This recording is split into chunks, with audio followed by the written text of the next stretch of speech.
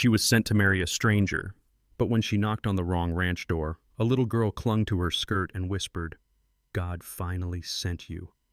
From that moment, everything changed. This is not just a love story. It's about a cowboy haunted by the past, a woman carrying hidden scars, and a child who hadn't spoken a word in years. Until now. What would you have done if you were the one standing in that doorway? Tell me in the comments where you're watching from. I'd love to know. I wish you a blessed, beautiful day, and don't forget to subscribe so you never miss the stories that will touch your heart again and again. The wind screamed across the high country like a chorus of knives, sweeping down from the Rockies and filling the valley of Silver Mesa with a white so absolute it devoured the horizon. Winter in Colorado, 1871, was not kind to wanderers. Snow had been falling for 2 days, blinding and relentless, packing the trails into ridges and hollows until even the stage line driver cursed beneath his scarf. At the last crossroads, he had shoved a gloved hand toward the south ridge and muttered, "Red Bluff's that way, only place standing out here." Then, with freight piled higher than prudence, he cracked the whip and drove on, leaving one passenger alone in the rising storm. Clara Whitmore walked the last mile. 25, slender in stature but iron-willed, she pressed forward through drifts that caught at her skirts and stung her cheeks. Snow had clung to her gray bonnet, softening the neat braid of wheat-blonde hair tucked beneath. Her hazel eyes watered in the wind, but their steady light marked her as someone who had endured more than weather. Beneath her woolen cloak lay a body scarred by war service, an injury across her ribs that years later still ached in the cold. She carried a single carpet bag, her life folded neatly within, and the promise of marriage to a man named Carter, arranged through the Missouri Matrimonial Agency, was supposed to give her a new beginning. Each crunch of her boots against the ice-packed ground whispered the same prayer, "Let there be shelter before the storm breaks." At last a shape rose out of the blur, a ranch house, square and solid, its roof pitched to fight the weight of snow. A stable hunched close by, its roofline heavy with ice, and in its lee stood a horse the color of midnight. Even from a distance, Clara saw the stallion lift his head, steam curling from flared nostrils. Onyx was his name, though she could not know it yet, a black Mustang with a silver scar along his shoulder, broad-chested and heavy with strength. He pawed the ground once, a deep sound escaping his throat, not wild but wary. It was his warning that carried through the howl of wind and reached the man inside the house. Jace Callahan moved toward the door, hearing both the stallion's restless call and the muffled crunch of steps against the porch. He was 32, built with the broad shoulders and corded arms of a man who had worked earth and timber since boyhood. 6 feet and more in height, he filled any doorway he stood in, and tonight he filled his own dark chestnut hair damp with melt, slate-gray eyes sharp as the edges of broken river ice. A rawhide coat hung open over his flannel shirt despite the cold, and at his hip rested a well-kept revolver. On his left hand glinted a gold band, worn and dulled. Once, Jace had been a man known for his laughter and easy talk, but 3 winters earlier a night of blood and silence had changed him. Since then, his words came short, his gaze stayed hard, and his conscience carried weight no man could lay down. Clara climbed the porch steps, heart hammering, and raised a hand to knock, but before her knuckles found the wood, the door opened wide. Jace studied her without speaking, snow-dusted figure, carpet bag, the exhaustion set deep in her face. His eyes narrowed, not with cruelty but with suspicion born of years of solitude and grief. "You're lost," he said flatly. Clara straightened, drawing her cloak closer. "My name is Clara Whitmore. I was sent by the Missouri Matrimonial Agency to marry a Mr. Carter of Red Bluff Ranch." The name landed between them like a stone into still water. Jace blinked once. "This is Red Bluff country, yes, but no Carter lives here. This is my ranch, the Callahan place." "You've been sent wrong." Her stomach tightened. Snow lashed sideways across the porch, a reminder of what waited if the door closed. "The driver said this was the only ranch for miles," she insisted. "The stage is gone. There's no other shelter." Jace's jaw worked. He looked past her into the storm where fence posts were already vanishing beneath white and onyx-stamped restless hooves. Every instinct told him to send her on, to keep his world sealed against outsiders. Yet another instinct, the one that remembered the cost of ignoring a cry in the night, made him pause. "I don't know you," he said, voice low. "I didn't send for you." Clara's eyes met his, steady despite the cold that gnawed her bones. "If you close this door, you leave me to die out there. You don't owe me welcome, just one night of shelter." For a long beat, only the wind answered. Then Jace stepped back, not graciously, but like a gate creaking open on stiff hinges. "One night," he said. "No more." Clara exhaled, clutching her bag, and stepped inside. Heat from the stone fireplace touched her skin, sharp as pins after the cold. The interior was sparse but solid, rough-hewn furniture, shelves lined with tools and jars, walls carrying the silence of years. Near the mantel stood a child's wooden horse, its paint nearly worn away, and above the hearth a photograph in a dusted frame, a woman with pinned dark hair and eyes that seemed almost alive. Clara's gaze lingered. Jace saw it. His mouth tightened. "Eleanor, my wife. She passed 3 winters back." "I did not mean to intrude," Clara said quietly. "I only have nowhere else." He gestured toward the hall. "Spare room. You can sleep there. In the morning I'll see you back toward Fort Banner." Clara nodded, too tired to argue. She set her bag down, her body aching with every movement. Jace moved toward the kitchen, perhaps to tend the kettle, when a sound froze them both, a soft creak of floorboards, like the hush of small bare feet against wood. From the shadows of a side room, a child appeared. No more than 5 years old, she was thin as a reed, dressed in a faded blue nightdress, dark hair tumbling in snarled waves. Her toes were pale against the boards, her face ashen, eyes wide with a kind of sorrow too old for her years. She moved slowly, as if each step was a decision. This was Lila Callahan, Jace's daughter, silent for 3 years since the night her mother vanished. Jace's body went taut, his hand lifting instinctively, not for his gun but to steady himself. "Lila," he whispered, his voice roughened by a mixture of fear and longing.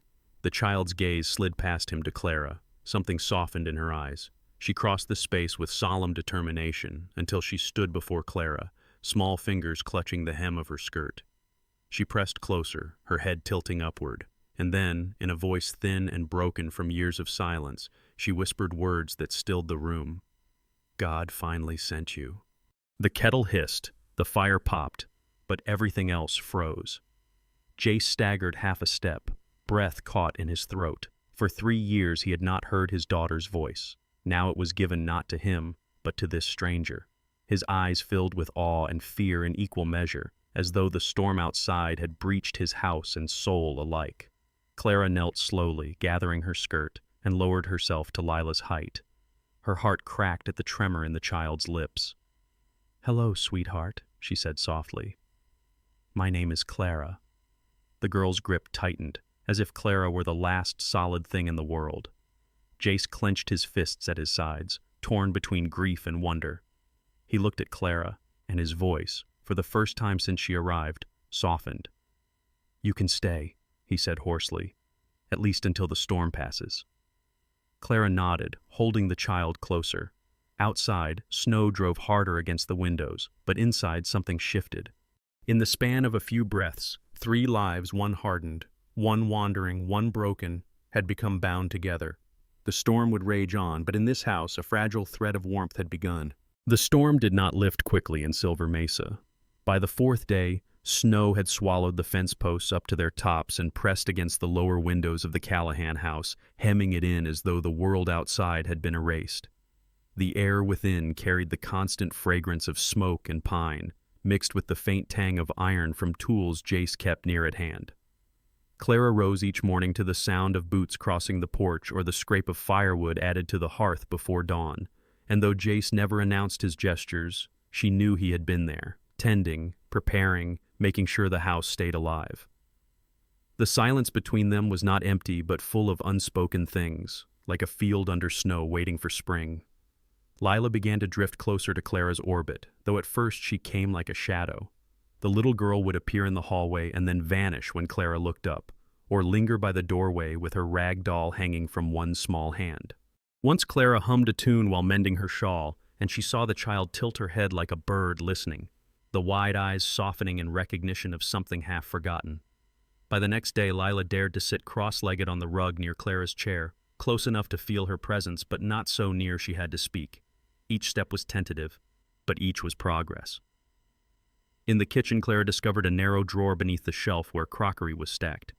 Inside lay a thin ledger, the first pages filled with Eleanor Callahan's neat handwriting recipes, notes about stock, a list of cloth lengths. The back pages were blank, and tucked against them rested a small stick of charcoal worn nearly to the nub. Clara hesitated before touching them. They felt like relics belonging to someone else's life. Yet that evening, she offered them to Lila, placing the ledger open on the table with the charcoal resting beside it. The child's eyes widened, and she reached slowly, as if fearing the book might vanish. She bent over the page and began scratching hesitant lines. Her first drawings were nothing more than circles and crooked arms, but Clara praised each mark warmly, and Lila's lips quivered with the effort of suppressing a smile. When the girl finished, she slid the book toward Clara and then fled the room, bare feet pattering down the hall. Jace had stood in the doorway watching the scene, his tall frame half in shadow. He said nothing, only shifted his weight and left for the barn. Through the frosted window, Clara saw him with Onyx, the black stallion, leading him carefully across the snow-packed yard. Onyx was 10 years old, broad of chest, scarred along one shoulder, his mane tangled but proud. The animal walked with the dignity of something that had survived fire and storm alike. Jace's hand on the halter was steady, firm without harshness, and man and beast seemed cut from the same cloth-wounded, strong, silent. Clara watched until the shapes disappeared into the barn, and when Jace turned once toward the house, she quickly stepped back from the glass. Nights grew heavier with the storm's weight, the wind battering the shutters, the fire burning low. One evening, Clara tried to lift a bucket of water near the stove, and pain shot through her side where scar tissue still lived. She hissed softly, clutching her ribs, and Jace, who had been repairing a kettle handle at the table, looked up sharply. His slate-gray eyes narrowed, not with anger, but with recognition. "That scar," he said after a long silence, his voice low and gravel-thick. "You've seen war, haven't you?" Clara froze, her breath trembling out in a white plume. She did not answer at once, for the memories came back too swiftly, too cruel. At last she sank into the chair opposite him, folding her hands tight together. "Yes," she said, "not as a soldier but as a nurse, Missouri. I was 20 when the war found me." Her voice thinned as she spoke, but she did not stop. She described the field tents heavy with smoke, the endless rows of wounded, the little boy carried in under a Union flag, lifeless though his mother clutched him as if warmth might call him back. Her eyes glistened, and she lowered her gaze to the table. The explosion came without warning. I remember light, fire, then iron tearing into me. They told me I was fortunate to live, but the wound left me ruined. I will never bear children. Jace did not reply quickly. He continued polishing the kettle for a long time, the quiet hammering like a heartbeat between them. When at last he set the tool down, his face remained as stern as ever, but his eyes had softened. "You lived," he said, "and you carried others through worse than most men would have endured. Scars don't make you weak, Miss Whitmore. They mark what you've survived." His words were not pity, not comfort, but something more enduring, respect. Clara blinked in surprise, and for the first time since stepping through his door, she felt seen, not as a broken piece but as a whole person still standing. The silence that followed did not weigh heavy. It settled like a quilt, rough but warm. Later that night she retired to the small room down the hall. On the pillow lay the ledger, folded open to a fresh page. Lila must have slipped in quietly while she washed up. The drawing was crude, but the intent shone clear. 3 figures, one tall, one with long hair, one small between them, holding both their hands. Above, a sun with crooked rays filled the page. Clara pressed her hand to her mouth, tears pricking at her eyes. No words were scrawled there yet, only the image of a family that might be. The storm raged against the house, but inside something had shifted. The silence no longer felt empty. It felt like a seed stirring beneath the snow, ready, at last, to grow. The storm had begun to loosen its grip on Silver Mesa, though the land still lay trapped beneath white silence. By the 3rd week the winds no longer screamed through the timbers, and the pale sun appeared in brief, fragile intervals, glinting across drifts that reached the height of the split-rail fences. Inside the Callahan house the fire never went out. Clara had grown accustomed to the rhythm of the place, Jace's heavy boots sounding across the porch at dawn, the scent of pine logs burning low, and the quiet rustle of Lila hovering near, never far from her skirts. It was during one of those quiet afternoons, when the valley seemed locked in a fragile peace, that Clara discovered the drawings. She had been tidying the parlor, folding a blanket near the hearth, when she noticed the ledger, the same one once filled with Eleanor Callahan's careful notes, lying open on the floor beside Lila's doll. Expecting to see another lopsided son or stick figure family, Clara bent down. Bent. What met her eyes was different. The page was covered in jagged charcoal strokes, pressed so deeply the paper had torn. A tall figure loomed at the center, thick arms dragging a woman away. Another form lay sprawled beneath, dark smudges blotting the outline as if meant for blood. Above it, in uneven letters, the words, "Pa, sleep." Her breath caught. She lowered herself onto the hearth bench, staring at the child's crude but haunting memory. The lines did not feel invented, they felt lived. Behind her came the faint sound of movement. Clara turned to find Lila standing in the doorway, her doll clutched tight, eyes wide as if she'd been caught revealing too much. Clara knelt, voice trembling but soft. "Sweetheart, did you draw this because you remember something?" The little girl didn't answer. She only pressed the doll harder to her chest and slipped back into the hall, bare feet whispering against the boards. Clara remained on her knees, the drawing open in her hands, until she sensed another presence. Jay stood by the window, broad shoulders stiff, face carved with stone-like silence. His slate-gray eyes lingered on the page before shifting to Clara. "She's been doing that more lately," he said, his voice low, guarded. Clara rose slowly, her own chest heavy. "She remembers, Jace. She's trying to tell us." For a long time he said nothing. Then he moved to the table and sat, elbows braced on his knees, his gaze on the fire as if it might burn away memory. That night, his jaw tightened. There had been an argument. Eleanor was tired and I had been drinking, more than I should have. She took Lila upstairs, and I stayed by the fire with the bottle. When I woke, my shirt was stained, and there was blood on the floor near the back door. Eleanor was gone. So was her coat. His hands curled into fists. The sheriff came, asked his questions. No body, no note. They said she left. Others thought... His voice cracked, and he could not finish. Clara felt the weight of his words pressing against her, the storm inside heavier than the one outside. She stepped closer, carefully, searching his face. "Do you believe you hurt her?" It was a dangerous question, but it could not remain unspoken. Jace's jaw worked, his eyes darkening with torment. "I don't know. I've tried to remember, prayed for a dream, a flash, anything. But all that comes back is the firelight, the bottle, and the blood." He looked up at her finally, not defiant, but hollow. "I've lived 3 years, not knowing if I'm a widower or a killer." The silence that followed was unbearable. In the corner of the room, Lila had crept back, half hidden behind the door frame, her doll hanging limp in her hand. She was listening, her eyes wide with the kind of fear no child should know. Clara crossed to her and pulled her close, shielding her from words too heavy, then looked back at Jace with her heart caught between pity and doubt. The next morning the pale sun broke through again, and the yard glittered with ice. Jace busied himself in the barn, hammering loose boards, his figure visible against the drifted snow. Clara, restless with questions and the ache of what she had seen, pulled on her cloak. "I'm going to walk a bit," she told Lila gently, stroking the child's hair. Jace's muffled call from the barn carried across the yard. He warned her not to wander far, but she promised only to stretch her legs. Her true destination lay further along the ridge, where she had glimpsed smoke curling from a small cabin.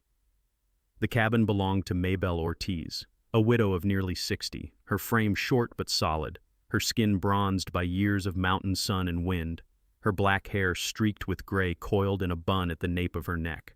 She answered the door in a patched calico dress and heavy shawl, one hand pressed to her hip, eyes narrowed in suspicion.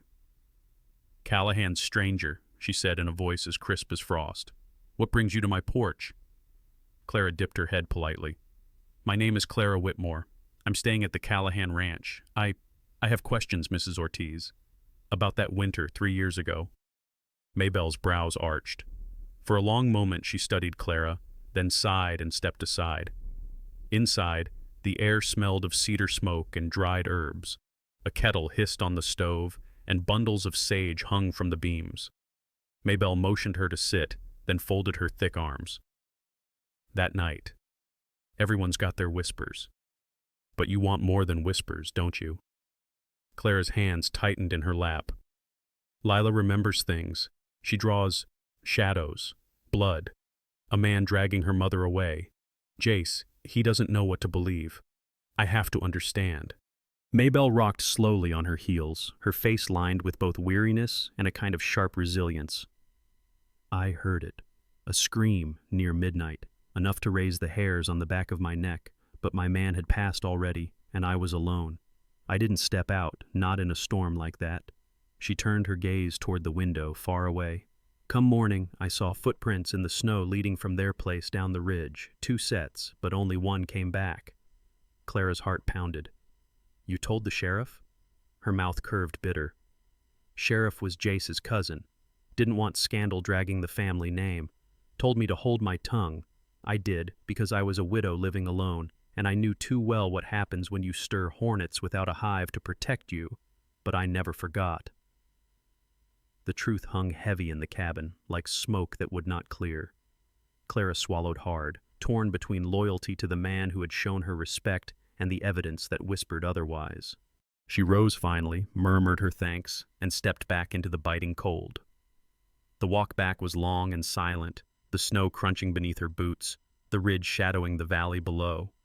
When the Callahan house came into view, its chimney smoke curling upward, she paused, her heart caught between dread and hope. Inside, she found Jace sitting by the hearth, Lila curled against his side with the ledger shut tight on the table. The child's eyes lifted to Clara's as she entered, wide with questions she could not ask. Clara forced a gentle smile, though inside her thoughts tumbled like the storm clouds still waiting beyond the horizon. The truth had not vanished that winter night. It had only been buried beneath snow and silence, and now, step by step, it was stirring awake. The thaw never came quickly in Silver Mesa, only in faint signs that the storm's grip was loosening. Icicles dripping in the morning, snow settling in heavy ridges rather than swirling down in endless sheets. In the Callahan house, the atmosphere remained tense, the fire glowing but unable to warm away the weight of unanswered questions. Clara moved about quietly, tending to small chores, while Lila clung to her side more and more, as if afraid that if she let go, the woman might dissolve back into the winter wind. Jace kept to his work in the barn, silent as ever, his presence steady but distant, though sometimes his eyes betrayed the fatigue of a man still haunted by things he could not fully remember. One afternoon, Clara stepped out onto the porch to shake snow from a rug and noticed a shape against the ridge. A rider was descending slowly, his horse lean and dust-colored, its hooves crunching over crusted snow. The figure sat heavy in the saddle, his shoulders broad, his movements deliberate, not the wandering kind of a traveler, but the sure steps of someone who knew where he was going. As he drew closer, Clara felt unease rise in her chest. He dismounted with practiced ease, snow puffing around his boots, and lifted his hat. His face was hard and weathered, a jagged scar cutting down one cheek, his eyes sharp and cold like rusted nails. Before Clara could greet him, she sensed movement behind her. Lila had appeared in the doorway, clutching her rag doll, her wide eyes fixed on the stranger. The girl's body stiffened, lips parting as if she meant to say something, but no sound came. Instead, she bolted down the hallway, vanishing into the shadows of the house. Clara's heart dropped. The man set his hat back on his head. "Name's Danner," he said, his voice low, roughened by years of hard roads. "Used to work this place a long while back. Heard Callahan still runs it." Clara forced her voice to stay calm. "He's in the barn." Danner's gaze lingered on her too long, his mouth curving into a smile that carried no warmth. He gave a curt nod and walked toward the corral. Clara closed the door, her pulse quickening. She hurried inside, calling softly for Lila, and found the child under the bed in the guest room, trembling violently. In her small hand was a scrap of charcoal, and on the floorboards she had begun to scratch frantic shapes. Clara knelt beside her, eyes stinging as she saw the figures. A man with a knife, a woman falling, dark smudges meant for blood. It was the same shadow that haunted every drawing, now drawn with desperate urgency. The sudden slam of the front door made Clara's heart lurch. Heavy boots echoed across the floor. She scooped Lila into her arms and turned just as Danner stepped into the parlor, his broad frame blotting out the light. He shut the door carefully behind him, the sound of the latch falling like a trap. His eyes swept the room until they fixed on Clara. "She remembers," he said quietly, a cruel smile twisting his mouth. "The little one's got it locked in her head, doesn't she?" Clara's grip on Lila tightened. Her voice shook, but she managed. "You killed her, Eleanor." Danner chuckled, the sound dry and cruel. "She wasn't supposed to be there. Neither was the girl. But Jace was too deep in his drink to see straight. Easier that way." He slid a long knife from beneath his coat, the steel catching the firelight in a cold gleam. "And now I can't have anyone stirring up the past. Not her, and not you." Clara lunged for the rifle mounted above the hearth, but Danner was on her in an instant. He struck the barrel aside, sending it clattering across the floorboards. With a violent shove, he forced her against the wall, the knife pressing close, the weight of him crushing her breath. Lila screamed, the sound high and raw, and in that cry Clara felt her own terror transform into defiance. She twisted, struggling, trying to put herself between the blade and the child. From outside came the crash of boots on snow, then the creak of the porch under a heavy stride. The door burst open with a crack. Jace stormed into the room, revolver drawn, his slate-gray eyes blazing with fury. "Danner!" His voice thundered through the house. Danner spun, dragging Clara with him as a shield. "You never did see it straight, Callahan," he sneered. Jace's jaw tightened. "Let her go." The standoff lasted only seconds, but it stretched like hours. Clara could feel Danner's breath hot against her ear, the knife trembling as his grip shifted. Then Lila whimpered, "Mama." So softly it was almost lost. The word cut through everything. Clara's heart seized. She met Jace's eyes, silently begging him not to let go. In that sliver of distraction, Jace moved. The revolver cracked, the bullet striking Danner's side. The man roared, stumbling back, the knife slipping from his hand. Jace charged forward, seizing him by the collar, slamming him against the wall. The two men grappled, Jace's muscles straining with years of rage and grief, until with one final blow he sent Danner sprawling to the floor. The knife clattered harmlessly across the boards. Neighbors came running, drawn by the gunshot. Only a few at first, men from the nearest cabins, one of them a grizzled former deputy who recognized Danner at once. They bound his hands with rope while he cursed and spat, his face pale with blood loss. At first he snarled denials, but as voices pressed and Clara stood trembling with Lila in her arms, his fury turned to arrogance. "She was going to ruin me," he spat. "Eleanor threatened to tell. I silenced her, and none of you saw a damn thing because Callahan was too drunk to stand." The room went silent as the truth fell heavy at last. Jace stood rooted, his breath ragged, his revolver still in hand, but lowered now. His face was pale, torn between horror and relief. The deputy met his eyes and gave a firm nod. "You were never the killer, Callahan. The man's confessed with his own tongue." Clara pressed her cheek to Lila's hair, tears streaming. The child buried her face against her shoulder, whispering again, louder this time, "Mama, don't leave." Clara held her tightly, her voice breaking. "Never, sweetheart. I'll never leave you." Jace's knees bent as he dropped beside them, his hand hovering before resting gently on Clara's arm. His eyes glistened with a release he had not felt in 3 long years. The weight of guilt lifted, though the grief of loss would never fully fade. In that moment, with the truth finally laid bare and the little girl clinging to the woman who had protected her, a broken family began to mend. The days after Danner's arrest left the Callahan ranch strangely hushed, as though the house itself was unsure how to breathe again. The snow still lay heavy across the ridges, winds still pushed against the shutters at night, yet there was no longer the shadow of suspicion weighing down every word. Jace walked about the yard with a new kind of silence, no longer chained by guilt, but carrying the hollow ache of years wasted to doubt. Clara moved gently through the rooms, tending to small tasks, yet a storm brewed in her chest, one born not of weather, but of shame. Lila seemed the only one untouched by that silence, clinging to Clara's side, her small fingers forever tugging at her sleeve, as if afraid that this new mother might vanish as suddenly as she had appeared. But Clara could not quiet the thought that whispered day and night. She remembered telling Jace of her wound, the damage from the war that meant she could never bear children. Each time she passed Eleanor's old dress hanging in the wardrobe or caught sight of the portrait on the mantel, the reminder cut deep. What future can I give them? She asked herself again and again, and no matter how gently Jace treated her, no matter how tightly Lila held her, the answer came back the same. Not enough. One morning, when the house still slept and the fire burned low, Clara sat at the kitchen table with a sheet of paper. Her hand trembled as she wrote the words she thought necessary. I cannot stay. You both deserve more than I can give. Each sentence felt like a blade cutting through her heart. When she could not write further, she folded the letter and tucked it into the small drawer of the sideboard, away from view, but close enough that she knew it was there. She whispered a prayer that when the storm cleared she would leave quietly, sparing them the burden of her inadequacy.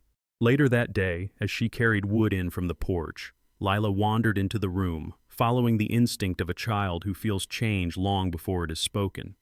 She tugged at the sideboard, searching for the rag doll she had hidden there days before, and instead found the folded paper. The words were clumsy beneath her eyes, but she recognized her name written clearly, and she picked out enough to wound. I cannot be her mother. Her lip trembled, her throat tight, and though she wanted to cry, no sound came. She placed the paper back exactly as she found it, then hurried upstairs. By the time Clara returned, brushing snow from her shoulders, Lila had pulled on her boots and scarf with clumsy hands and slipped out the back door into the gathering storm. The discovery came only minutes later. Clara noticed the door ajar, the scarf missing from its hook, and her heart lurched. She tore through the rooms, calling Lila's name, but silence answered. Panic rising, she rushed into the yard. Snow was already swirling hard, covering tracks faster than her eyes could follow. She ran to the barn where Jace was fastening the stall door, her voice breaking. She's gone. She found the letter. She thinks I'm leaving because of her. Jace froze, his face draining of color. He didn't question, didn't waste a breath. In moments he had the chestnut mare saddled, his hands working fast despite the freezing air. He pulled Clara up behind him, and together they rode into the teeth of the storm. The blizzard howled around them, swallowing every sound, turning the world into a white blur where horizon and earth disappeared. They shouted Lila's name until their voices broke, yet only the wind answered. They searched the riverbed where snow had crusted over the ice, and the line of fir trees where shadows tricked their eyes. Clara thought she saw a figure once, but it was only a broken branch swaying. Despair clawed at her chest, and she felt her strength ebbing. Jace pressed forward, eyes stinging from the wind, his jaw clenched so hard it ached. If I lose her, he muttered harshly, it will be my fault again, like Eleanor. Clara gripped him tighter, hearing in his words the wound that never healed. She pressed her forehead to his back, whispering, We'll find her. We must. The mare trudged on, head low against the gale, her breath steaming in ragged bursts. Then, near dusk, Clara's eyes caught a flash of color against the endless white. A shred of blue cloth fluttered from a low branch. Her heart seized. There! Jace! There! They dismounted, stumbling through snow that reached their knees, following the tiny torn piece of fabric. Beneath a twisted pine, half buried in drifts, lay Lila. Her small body was curled tight around her doll, her cheeks pale, her lashes rimmed with frost. For a moment Clara feared the worst, until the child stirred faintly, lips moving. Clara fell to her knees, gathering her close. Oh, sweetheart, what have you done? Lila's voice was no louder than the wind. You don't want me anymore. Clara's chest broke open with guilt and grief. She pressed her face to the child's, hot tears burning. For a moment she could not speak, so deep was her shame, but then the faintest whisper came from Lila's lips again, trembling. Mama, don't leave. The words shattered everything. Clara sobbed, holding her tighter. No, my darling, I will never leave you. I thought I was sparing you, but I was wrong. You are my child, and I will never let you go. Jace crouched beside them, his heavy coat already spread wide as he wrapped it around Clara and Lila both, his hands trembling as he pulled them close. His voice cracked as he spoke. Don't you ever run from us again, Lila. You're our little girl, and nothing can change that. I almost lost you, and I cannot bear to lose you or her again. The child lifted her head, eyes glistening, and placed her arms around Clara's neck. Then be my mama forever. Clara rocked her gently, whispering through her tears. Forever, if you'll have me. Jace's hand found Clara's beneath the folds of the coat, rough and strong, squeezing hard as though anchoring them to life. For the first time, all three breathed together in unison, a fragile warmth defying the storm. They carried Lila back on the mare, holding her safe between them. The journey was slow, the snow deepening, but when at last the ranch house appeared through the haze, smoke curling from the chimney, Clara felt the storm inside her ease. They crossed the threshold, laying Lila by the fire and wrapping her in blankets. The child clung still, refusing to release Clara's hand. Jace looked at Clara across the flames, his eyes no longer shadowed by guilt, but bright with a vow unspoken. And Clara, brushing hair back from Lila's brow, knew the truth had finally found them. They would never leave one another again. The blizzard that had nearly swallowed them all receded at last, leaving Silver Mesa swathed in a hushed brightness. Weeks passed, and the days grew a little longer, the air still bit with winter's breath but softened now by a pale sunlight glinting across ridges heavy with snow. The Callahan Ranch, once burdened by silence, had taken on a quieter kind of life. Clara kept to her sewing by the fire, her shoulders more at ease, while Lila filled the corners with her laughter, trailing behind Clara as though tethered to her with invisible thread. Jace, broad-shouldered and steady, moved between barn and yard with a loosened jaw and clearer gaze, no longer bound by the shadow of suspicion that had dogged him for years. One morning, Jace returned from the barn and asked Clara and Lila to walk with him to the creek. The snow was crusted hard beneath their boots, and the chestnut mare trailed at their side, her coat glowing in the thin light. Clara walked quietly, cheeks flushed pink from the cold, her shawl drawn close, while Lila ran ahead and then doubled back, her blue scarf flying like a banner behind her. When they reached the creek, narrow water whispered beneath the ice, the sound carrying into the silence. Jace stopped, breath clouding before him. He reached into his coat and pulled out a velvet pouch, worn and softened by time. From it he took a simple silver ring, dulled but still glinting faintly. He held it in his calloused palm. "I wore this band too long," he said slowly, slipping Eleanor's ring from his own finger and letting it rest in his hand. "She is gone, and I loved her. But loving her doesn't mean I must stop living. Clara, Emmy needs a mother, and I need you." Clara's lips parted, but no words came. The truth of her own shame pressed close the wound, the fear of being unworthy, the night she thought she had to leave. She lowered her eyes, her chest tightening with the weight of all she could not give. Jace dropped to one knee in the snow, holding out the ring. "Family isn't about where we come from," he said, his gray eyes fixed on hers, steady and unflinching. "It's about where we choose to stay. I choose you, Clara Whitmore. Will you marry me?" For a heartbeat she hesitated, tears stinging, caught between doubt and longing. Then a small hand slipped into hers. Lila stood beside her, looking up with eyes wide and solemn, her breath puffing clouds in the cold air. "Does that mean you'll stay forever, Mama?" the girl whispered. Clara's strength crumbled. The wall of fear that had kept her apart dissolved in an instant. She fell to her knees, drawing Lila close and reaching for Jace's hand as well. Her voice broke. "Yes, Jace. I will stay. I will marry you." Relief crossed his face, rough and unguarded. He slid the ring onto her finger, and when their lips met it was gentle, certain, and whole. Lila laughed, clapping her small hands before leaping into their embrace. For the first time, the three stood bound not by accident or grief, but by choice. Weeks later, when the roads had cleared enough, word spread through the valley. At the chapel in Fort Banner, its wooden pews polished by years of faithful hands, townsfolk gathered with quiet anticipation. Maybelle Ortiz arrived early, wearing her neatest shawl, her broad face stern but softened by pride. The former deputy who had helped bind Danner came too, nodding firmly to Jace, his weathered features carrying respect. A handful of ranch families filled the benches, murmuring blessings, happy to see the Callahan name no longer whispered with suspicion, but with hope. Clara entered in a simple cream dress borrowed from the seamstress, her hair pinned with sprigs of lavender, her cheeks aglow. Jace waited at the altar, dressed in a clean shirt and polished boots, his strong frame taut with nervousness, though his eyes never strayed from her. Lila, in her neat blue dress, walked proudly ahead, scattering petals, her serious face breaking into a grin as she turned to look at her mother and father. When the preacher asked who gave the bride away, Lila lifted her chin, declaring proudly, "I do."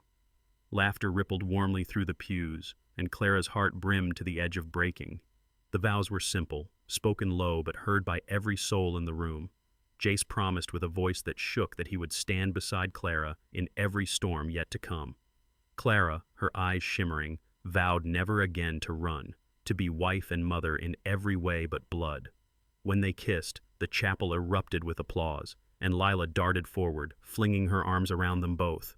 Together they walked into the winter sunlight, the snow dazzling, the sky an endless blue. That night back at the ranch, the fire burned low. Lila slept curled between them, her small hand resting on Clara's arm.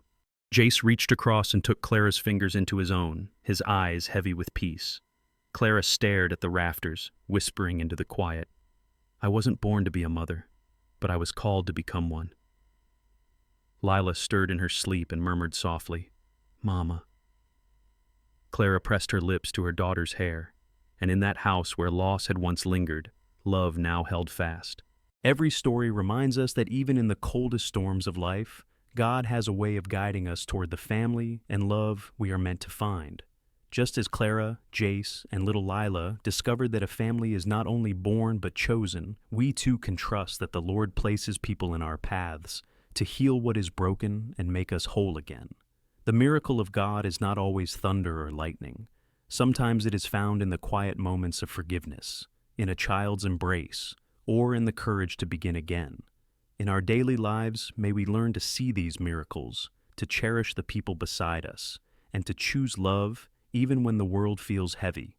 If this story touched your heart, I invite you to share it with others, leave a comment, and subscribe to the channel so you never miss a tale of hope and redemption.